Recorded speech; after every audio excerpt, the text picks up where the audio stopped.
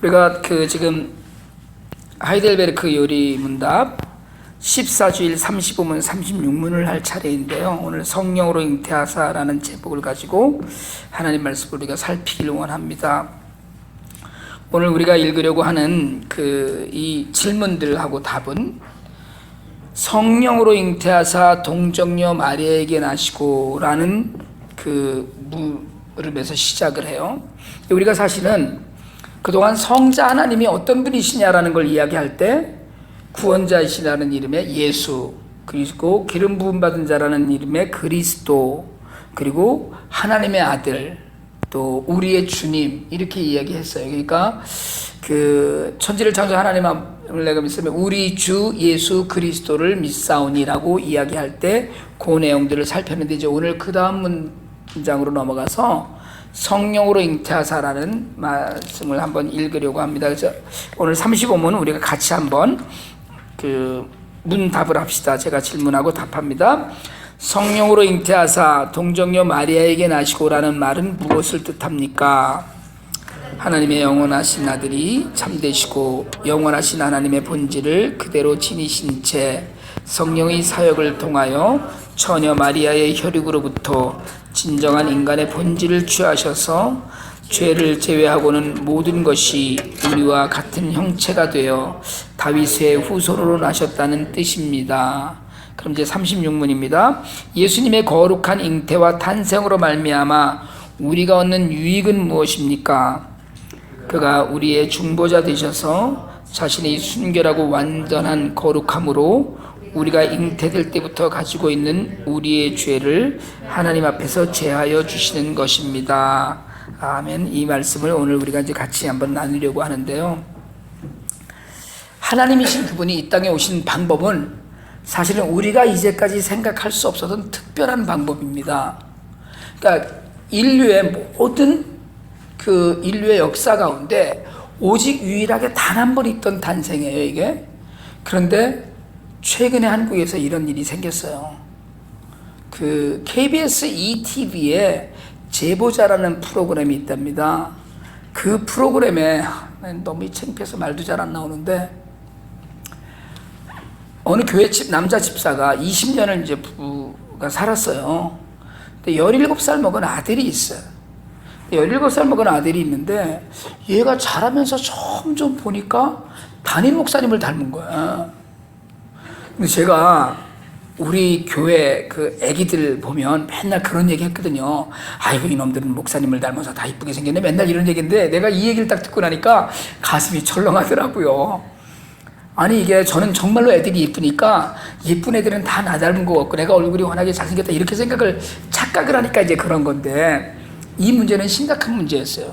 애가 사람들이 다 어째 그 집에는 아빠를 안닮고 목사님 닮은 것 같은데, 이 얘기를 점점 잘하면서 이게 17살 되니까 이제 어른 형체를 다 띈 거 아니에요. 그래갖고 이혼 소송을 이제 부인이 제기해서 하는데, 법원에서 목사님도 무슨 증인으로 불려갖고 이제 맡기긴 했는데, 법원에서 유전자 감식을 했는데 99.99%가 목사님 아들이랍니다. 이 아빠의 아들이 아니고. 그래서 다시 한번 방송국에서 또 한번 했대요. 근데 99.99%가 그냥 나오는 거죠. 그리고 99.99%는 친자다, 이제 이렇게 되는 거거든요. 그랬더니 이분 하는 말씀이 뭐냐, 목사님과 아내가 이구동성으로 하는 얘기가 뭐냐면 하나님이 베풀어 주신 기적이다, 이게.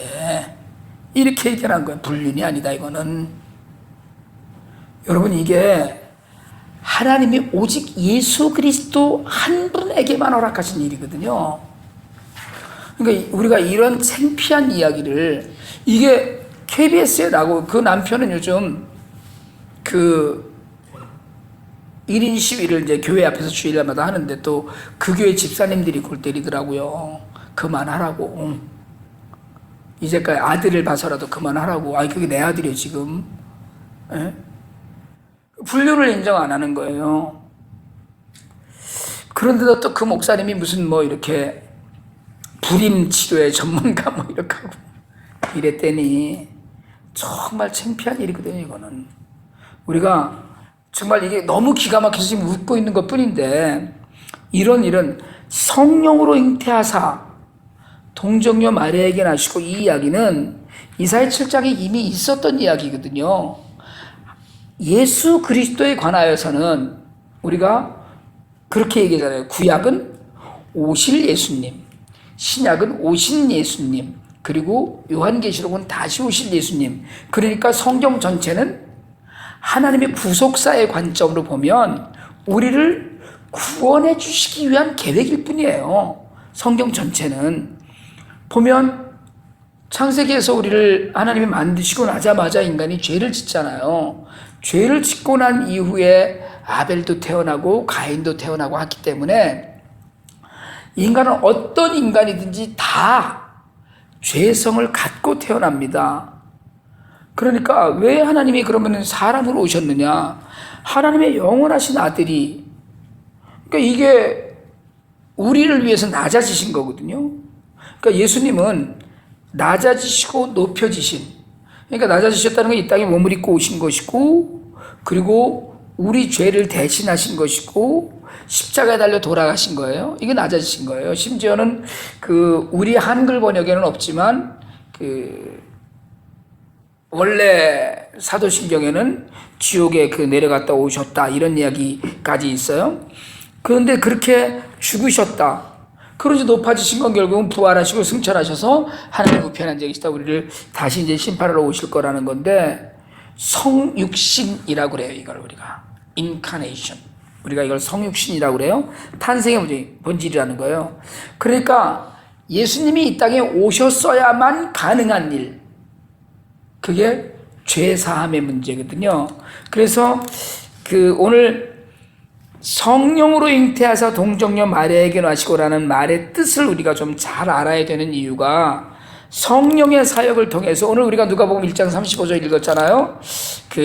성령이 내게 임하시고 지극히 높으신 이의 능력이 너를 덮으시리니, 이렇게 얘기했어요. 그러니까 처녀 마리아로부터, 왜 그러면 우리 신화에는 그런 거 있잖아요. 박혁것에는 주몽이 아래서 났나요?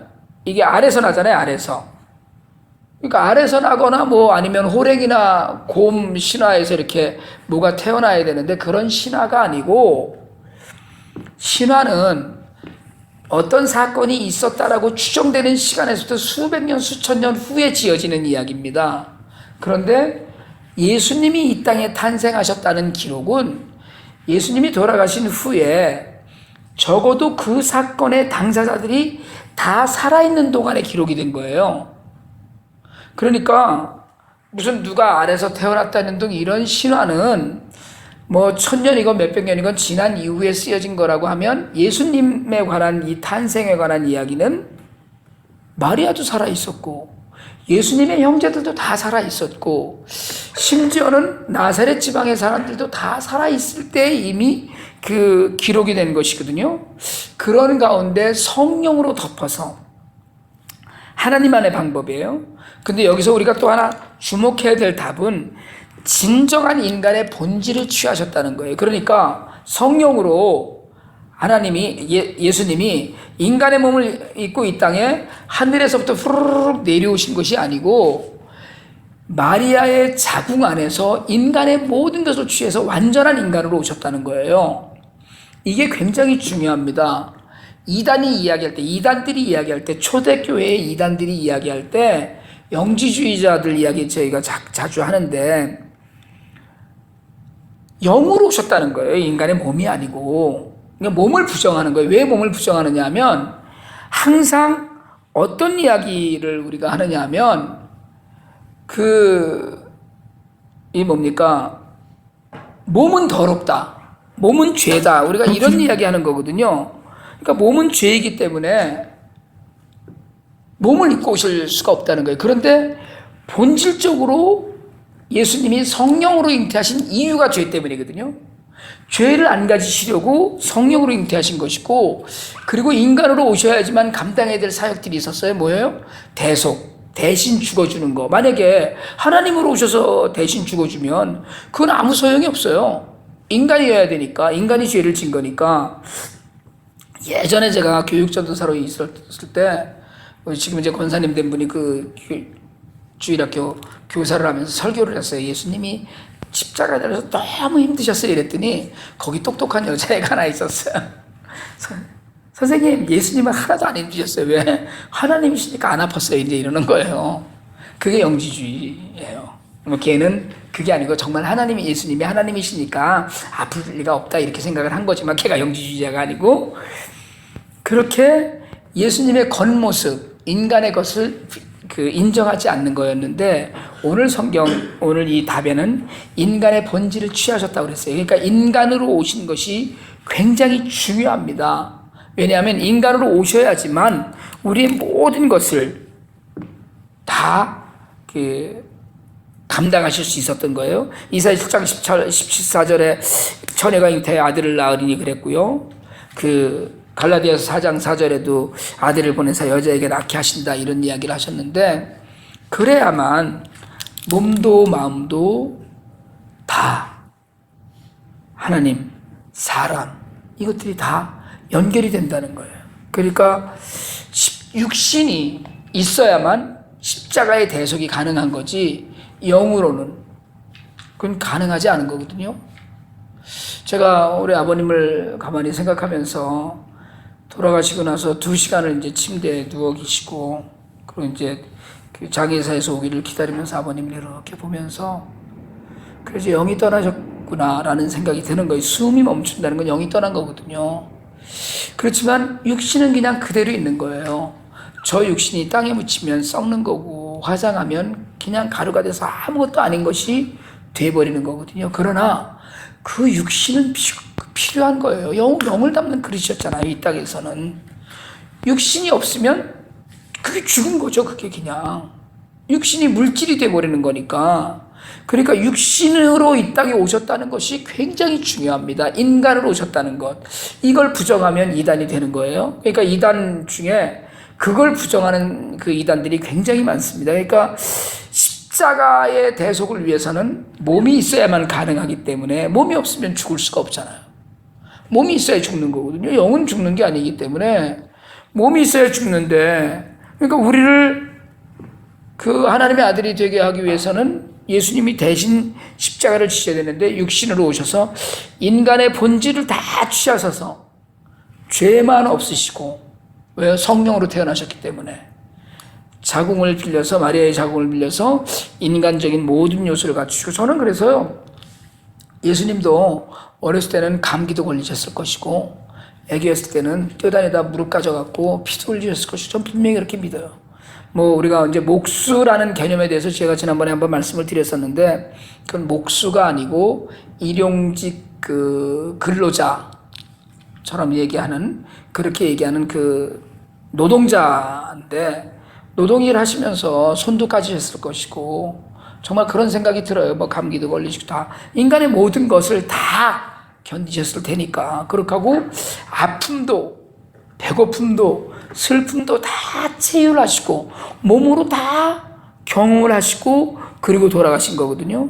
그러니까 이게 사실은 우리가 환상적인 이야기가 아니에요. 이건 현실적인 이야기고, 그러니까 성령으로 잉태하사 동정녀의 마리아에게 나셨다는 뜻이 하나님의 본성과 인간의 것 둘 다 100%를 충족하는 모습으로 오셨다는 걸 이야기하기 때문에, 우리가요, 사실은 제가 요즘 이걸 하면서 하이델베르그 요리문답에서 이 사도신경 부분을 하면서 사도신경을 외울 때 그냥 외워지지가 않는 거예요.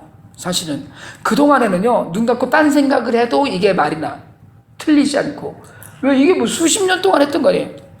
전능하사 천지를 만든 하나님 아버지 내가 믿사며, 그렇게 하고서 그냥 계속 외우는 거니까. 그런데 오늘 이런 부분들, 성령으로 잉태하사 동정녀 마리아에게 나시고, 그래, 그게 그래야만 됐던, 그렇지 않으면 안 되었던 그 하나님의 이 땅에 임재하심, 성육신 하심, 이것이 나를 위해서로구나 하는 그게 와닿는 거예요. 그래서 이게 교리 공부가 중요하다고 그러는 거거든요.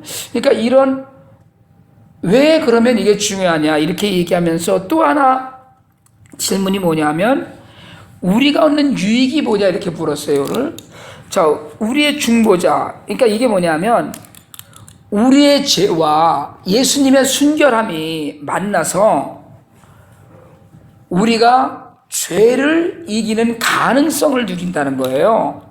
그러니까 우리의 죄를 하나님 앞에서 제해 주시기 위해서는, 그러니까 그렇잖아요. 죄인이 내가 이 사람 죄를 대신하겠으나 그러면 뭐라 그래요? 우리는 너나 잘해 이렇게 하는 거 아니에요. 너나 잘해. 근데 예수님은 죄가 없으시기 때문에 십자가에 달려서 내가 너희를 위해 대신 죽는다라는 것을, 그 사역을 감당하셔도, 그 사역을 감당하셨기 때문에 사실은 우리가 오늘 좀 뻔뻔스럽긴 하지만 그래도 우리가 이만큼 하나님 앞에서 삽니다. 우리가 이런 얘기를 할 수 있는 거거든요. 그러니까 성령으로 덮으신다는 것 자체가 굉장히 중요한 거예요. 사실은 오늘 우리가 누가복음 1장 35절에서 읽었던 것처럼 성령이 내게 임하시고 지극히 높으신 이의 능력이 너를 덮으시리니 그 안에서 천지창조의 역사가 드러나요. 우리가 창세기 1장에서 하나님의 영이 수면을 운행하고라고 얘기하거든요. 그게 그냥 휙 지나간다는 것이 아니에요. 덮는다는 걸 의미하는 단어예요. 그게 하나님의 은혜의 날개로 덮으면 거기서 생명이 살아나는 역사가 일어나요. 나오미의 며느리 룻이 보아스의 발치에 들어가서 이불을 덮었을 때 그 은혜로 덮임을 받는 거예요. 덮는다는 것 자체는 우리 죄도 하나님의 은혜로 덮어주신 거거든요, 사실은. 그러니까 성령의 능력으로 덮어서 우리에게 정말 우리를 인도하시고 우리 속에 우리를 덮어서, 그러니까 마리아를 성령의 능력으로 덮어서 예수님을 이 땅에 나게 하신 하나님께서 우리를 덮어서 우리 속에 교회를 세우시고 예수 그리스도를 주셨다는 얘기예요, 이게. 그러니까 오늘 성령으로 잉태하사 동정녀 마리아에게 하시고, 이 이야기가 정말 중요한 건 하나님이 생명을 이 땅에 갖고 오셨다는 거고, 그것 때문에 우리도 그리스도를 받고, 그것 때문에 우리도 정말 교회가 되어가는. 제가 늘 그런 얘기 하거든요. IT 가서 현지 사역자들한테 제가 그런 얘기 하는데, 교회는 뭐 빌딩이 아니다. 교회는 우리가 교회고 우리 안에 교회가 있는 것이지, 교회는 빌딩이고 막 엄청난 것이 아니고 모일 때 교회인 것이지, 그럼 아무것도 소용이 없는 것이다라고 이야기하는데, 우리 안에 교회를 이루신 건 성령의 은혜, 성령의 능력이에요. 사람들이 많이 이 동정녀 마리아에게라는 말 때문에, 가톨릭이 이것 때문에 지금 이제 모든 예수님은 요만한 아기로만 맨날 보여주고 마리아가 늘 안고 있고 한 것으로 마리아를 대속 신앙의 한 표본으로 하잖아요. 이게 이제 이단인 거거든요. 그래서 에베소에 가면 마리아 승천 기념교회라는 게 있어요. 마리아는 승천했다는 거예요, 살아서. 그리고 마리아는 무흠하다 그러죠. 흠이 없는 여인이었다. 그래서 그 이후에도, 근데 우리가 아는 건 요셉하고 결혼해서 동생들 줄줄이 낳았잖아요. 그 동생들 줄줄이 낳은 것도 하나님의 기적으로 낳은 게 아니거든요. 왜 이런 사상을 지금 갖느냐면, 당시에는 성적인 모든 관계를 더러운 것으로 규정을 하던 법이 있었어요. 그게 다 사람들이 부부 사이의 성적인 관계조차도 더러운 것이다라고 주장을 하던, 영지주의자들이 그런 데서 이걸 얻어갖고 인사이트를 얻어서 예수님은 영으로 오신 분이고 몸이 아니다, 몸은 아무것도 아니다, 이제 이렇게 얘기하는 것인데, 마리아도 그냥 예수님을 낳은 이후에 그의 일생은 평범한, 물론 여인 중에서 가장 복된 여인이었어요. 하나님을 낳았으니까 얼마나 더 그렇겠어요. 그러나 마리아가 승천했다거나 마리아는 무흠하다거나 이건 정말 이단 이야기예요. 성경에는 어느 곳에도 그런 얘기가 없거든요. 다 지어낸 얘기거든요. 그러니까 우리가 이런 것들을 이야기할 때마다 정말 제대로 성령으로 잉태하사 마리아에게 나셨다, 이 의미가 무엇인지, 그리고 왜 이렇게 오실 수밖에 없었는지에 대해서 간단하지만 늘 잊어버릴 수 있고 깊이 생각하지 못하는 그런 결론이 되니까, 늘 언제나 이 말씀 하나하나를, 한 단어 한 단어를 가슴에 새겨두고 하나님의 은혜를 우리가 늘 누리고 나누는 우리 모두가 될 수 있기를 주님의 이름으로 축원합니다.